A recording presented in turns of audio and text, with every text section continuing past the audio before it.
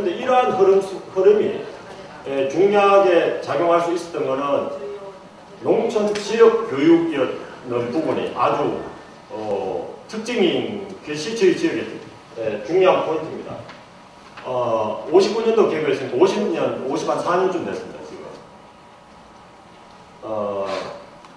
학교 처음 만들 때 모습 사진입니다.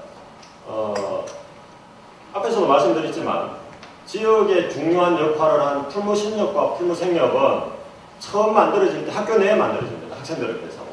언제 만들어진다 하면 59년도에 처음 시범적으로 만들어지고 69년도에 정식적으로 만들어집니다. 이사회가 형성되어지는 거죠.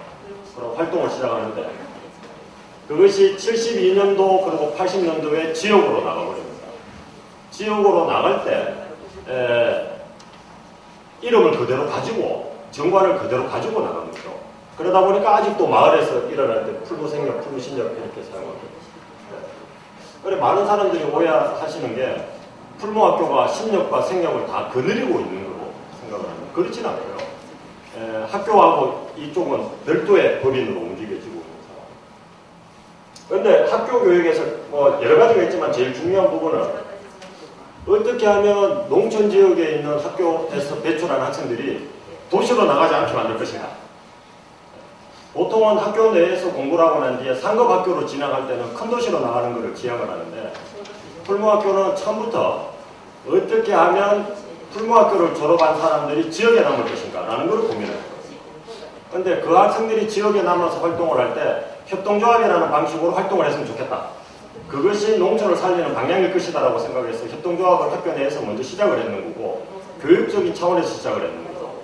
그러면서 실제로 지역 내 협동조합이 움직여질 때 그 협동조합을 움직인 실무자들이든 이사회든 핵심되는 창립 멤버들은 대부분 다 풀무학교 출신들이었습니다.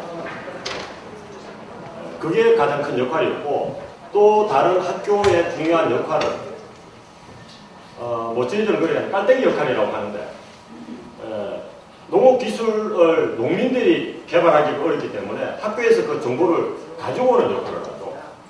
그리고 그거를 제일 처음 현장에서 적용하는 거는 학교 출신들이라는 겁니다. 학교 출신들이 모두 다 서울로 배출되어져 가지고 서울에서 자본을 끌고 오는 방식이 아니고 지역 내에 남아가지고 학교에서 하자고 했는 거를 지역에서 실현시켜내는 과정. 그게 아마 풀무학교가 했는 저는 가장 중요한 역할이고 아마 현재에서 역할을 할 수 있었던 가장 중요한 동기였다고 생각합니다. 그리고 학교가 하다 보니까 농촌 지역임에도 불구하고 교육이든 문화 쪽을 많이 강화시켜내는 방향으로 진행이 되어졌습니다. 이것이 지금의 이제 풀무학교의 모습이고 풀무학교가 앞에 사회자님도 말씀하셨지만 고등학교만 있다가 그거로 부족하다고 해서 중공부라는 고등학교 이후가 전문대학이라고 생각하십니다. 그 과정을 만들어서 지역에서 활동을 하게 되는데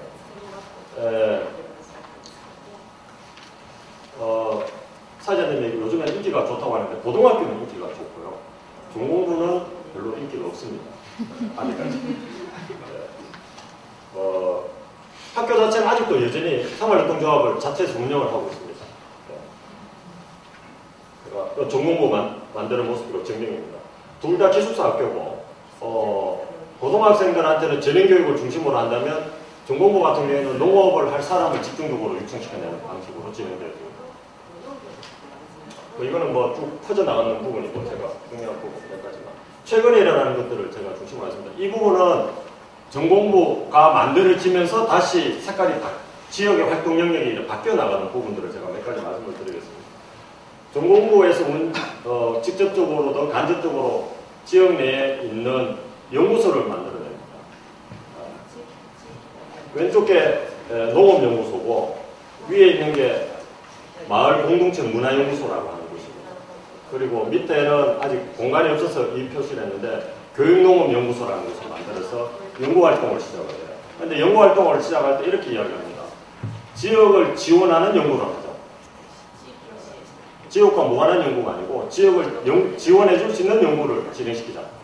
이게 모토로 해가지고 만든 것들입니다. 제가 몇 가지 부분에서. 근데 뭐 두 가지 정도만 제가 말씀드리자면 어떻게 하면 연대와 협력을 유지할 거냐. 협동조합이라고 뭐 제가 여담으로 하면 저희 지역 사람들은 12월부터 2월 달까지 총회를 최소한 한 사람당 한 5번은 거쳐야 됩니다. 생협총회 가야 되고 신협총회 가야 되고 마을총회 가야 되고 농협총회 가야 되고 그래가지고 마을 사람들이 제발 협동조합 그만 만들어서 총회 좀 안 했으면 좋겠다. 그래 출전은 하겠는데 제발 회의를 부르지 말았으면 좋겠다고 뭐 이런 식으로 표현하는데 그러한 협동조합의 기본 바탕인 협력체계를 어떻게 만들 거냐. 그리고 각 개별 단체들이 개별적인 목표를 가지는 게 아니고 지역이라고 하는, 제가 지금 지역이라고 할 때는 면 단위를 이야기합니다. 면 단위 지역의 전체적인 틀을 가지고 유기적으로 어떻게 활동을 할 거냐.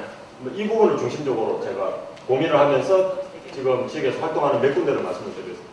학교에서 운영하는 생활협동조합입니다. 학교에서 운영하는 생활협동조합인데 일반 대학교에서도 생활협동조합이 많죠. 그런데 일반 학교에서 생활협동조합은 학생들을 대상으로 한다면 불마학교에서 지금 하는 생활협동조합은 학교에서 운영을 할지는 몰라도 지역 사람을 대상으로 합니다. 그러니까 지역에서 나온 농산물을 어떻게 가공할 거냐. 이제 대표적으로 하는 것은 밀로 빵을 만드는 거고, 두 번째는 지역 농산물을 어떻게 유통시킬 거냐라는 부분에서 매장을 운영하는 거. 이 부분이 대표적이고, 그 다음에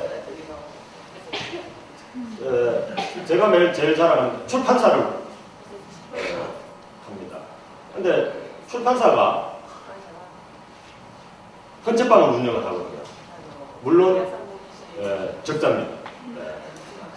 근데 앞에서 제가 몇 가지를 말씀을 드렸는데 보통은 저희들이 이야기할 때 시작하고 어느 정도 유지되어지는 데까지 한 20년 정도 걸릴 것이다. 20년만 견디면 성공할 수 있다. 이런 모토로 이야기를 합니다. 그런데 20년 뒤에 필요한 거를 하죠. 지금 당장 필요한 게 아니고, 그러니까 헌책방의 가장 주요 고객은 어린이집 애기들 타겟으로 합니다. 지금 현재 20년 뒤에 개들이 성인이 됐을 때는 필요할 것이다. 뭐 이런 표현인데, 저 위에 논에서 놀자라는 책이 있는데, 다른 분들이 이 책을 보면 내용을 보는데 지역 사람들이 이 책을 보면 사진만 보거든요. 누구 집 누구 나왔다고. 그러니까 이 책을 만들 때 안에 있는 모든 사진은 지역 사람을 대상으로 찍어낸 거예요. 그러니까 논에서 하는 놀이를 중심으로 책을 만들어냈는데, 그 다음에 뭐 농업 관련 책이라든지, 이 출판사에서 하는 거는 어떻게 하면 지역에서 생산되는 여러 가지 자료들을 책으로 만들어낼 것인가. 이런 거를 기본적으로 고민을 하고 있는데, 이건 협동조합은 아닙니다. 헌책방은 협동조합인데, 거무코 출판사라고 하는 개인 출판사인데도 불구하고 지역화가 되어버린 거죠. 그러니까 단순하게 협동조합이어야만이 지역화가 되어지는 게 아니고 일반 회사도, 개인 회사도 지역화가 되어지면 된다 라고 저는 생각을 하고, 이 목공실이거든요. 목공실을 만들 때 기본 핵심은 그거였습니다. 목수가 사라지더라도 유지되어지는 목공실을 만들자.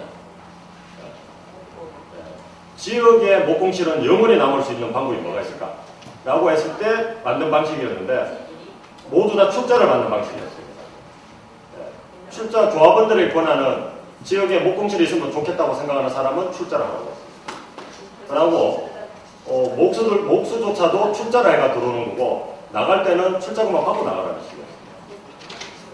그리고 주변에 다 세팅이 되어 있는데 여기에서 제일 중요한 포인트는 목공실이 있다는 게 중요한 게 아니고, 목공실을 만들었더니만 목공실이 지역 교육의 중요한 하나의 섹터가 되어버렸다는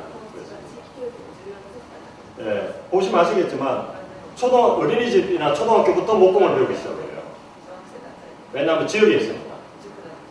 그럼 학생들 입장에서는 학교 교문만 벗어나면 좋은 겁니다. 목공 수업을 받기 위해서는 학교 밖을 벗어나야 되거든요. 지역에 있기 때문에. 한 1km 정도를 걸어오는데, 하지만 그쪽에서 교육받는 거죠.